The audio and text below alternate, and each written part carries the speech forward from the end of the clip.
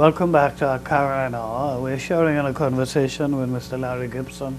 We're talking about the unemployment situation in the Bahamas, that although we, like so many other places in the world, have a problem, ours is a particularly big problem that has so many social implications, and so many Bahamians at present are experiencing a decrease in the quality of life because of unemployment. So when we took the break, we were talking about education and the need for us to really take technical education seriously. And I would want to suggest that we need to do more about BTVI. We really need to make that a university. Not only in name, but we should be, sectors should be channeling persons to BTVI.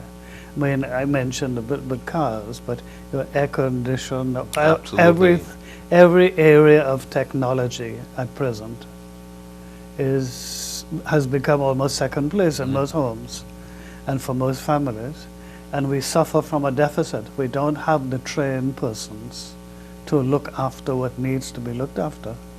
And if we are going to hold our own and provide a reasonable quality of life for Bahamians, we have to find ways and means of providing opportunities for employment, whether it is public, private, or entrepreneurship, but creating the opportunity for persons to become fit for employment. And I think that government should be taking another look at what we need to do to really and truly promote technical education. I certainly agree with that. But we would face the problem, they would say it's too expensive. Yeah, but it's needed. It's, you know, in our society, nobody repairs anything now. No, it's a throwaway. It's a throwaway. You know, before, if your TV was acting up, you go to the guy, he would open it and fix it. Now your TV's acting up, you throw it away and you get it. You don't even bother with that anymore. You know, I guess our viewing audience would ask the question, what can we do, I guess, or what would cause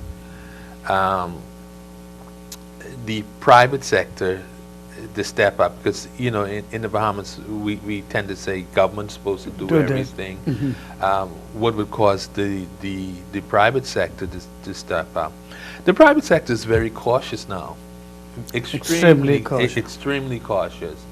And they're going to think twice before they make any investment whatsoever. Last night I was really encouraged. The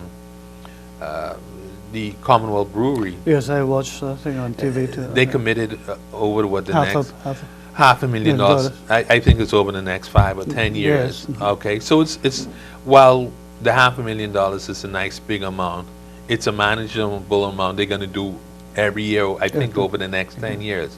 And let's say, for argument's sake, it's over the next 10 years. That's $50,000 a year. That's not something that's going to make or break a significant company. More companies can do that. So we need to somehow engage corporate Bahamas as well, to the extent that you need to do more, because you have to be a part of the solution. You're not just here doing an economic activity for profit. You have to be a part of your community, and you have to be engaged. So I was very encouraged to see an initiative like that. Absolutely. Yeah, but what do we do to challenge the private sector to become more engaged?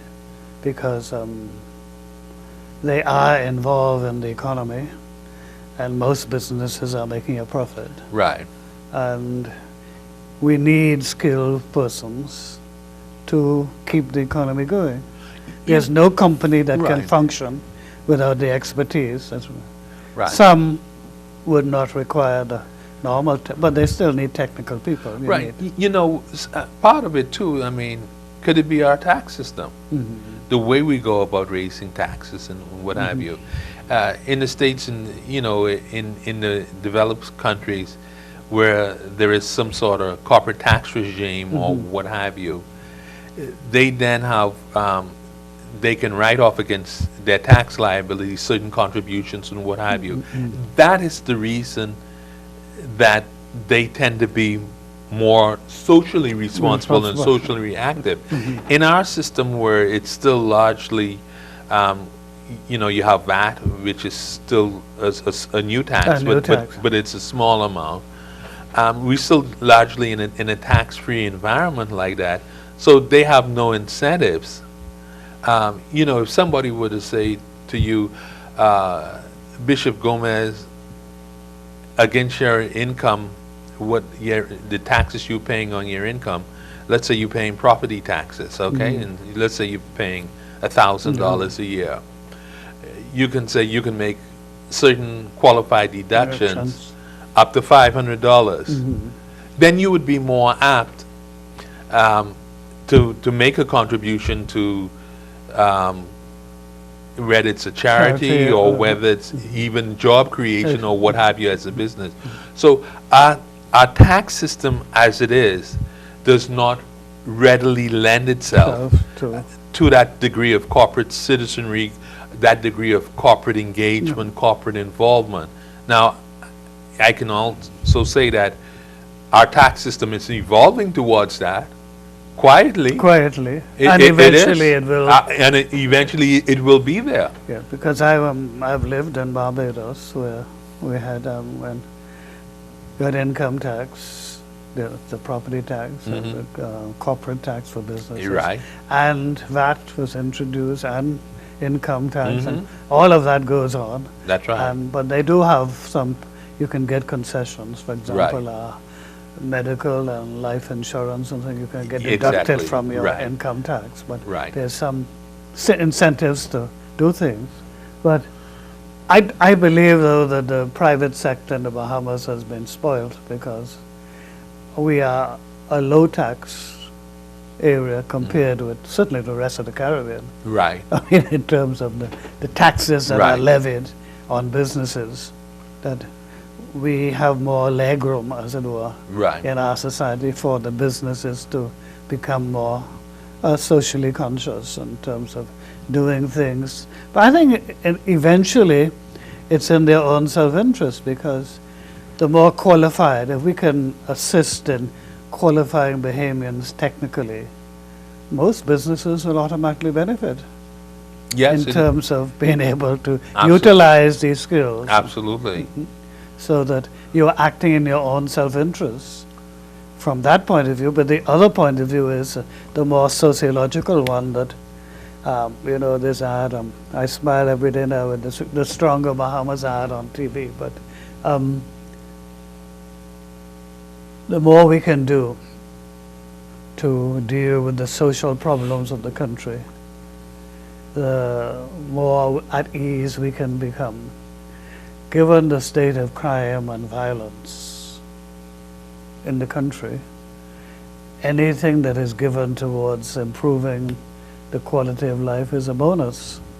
And I believe that the private sector can be involved. I'm not sure exactly how it could be done, but more involved in helping to reduce or make contributions towards the reduction of social disease that occurs in the society, because we all benefit.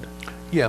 Now, what you got to realize is that we're going from 50 years of touting ourselves as a tax haven to 50 years, from 50 years of being a tax haven and no taxes, to this transition of saying now everybody got to pay their fair share of taxes. And what happens in that period of 50 years where we were no taxes, certain things happen in that we've lost our competitive edge for the most part, and B, I keep coming back to this whole thing, people have sense of entitlement, and C, you had a fair amount of people who would achieve certain levels that it will not be replicated again, even in the corporate world.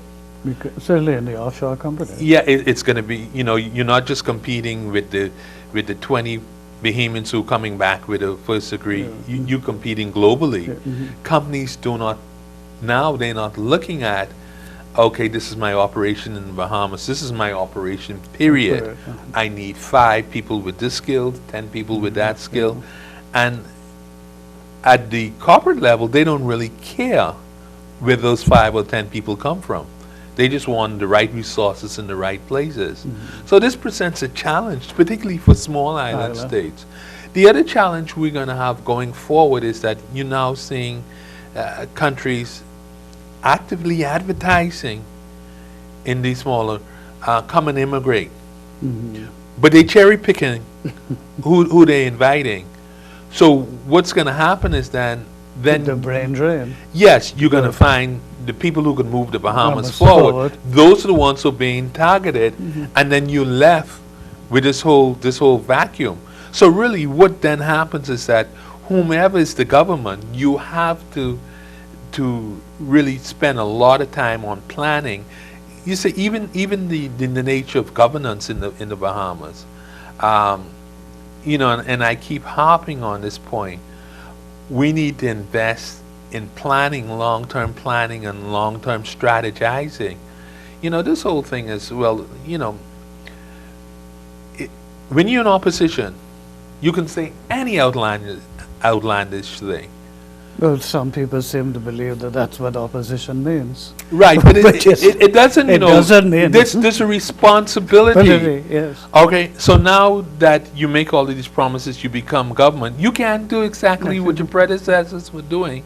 Otherwise, you're going to be a one-term. And really, as a country, I think we're going through that phenomenon right now, where we're going to have a series of one-term administrations for a period of time.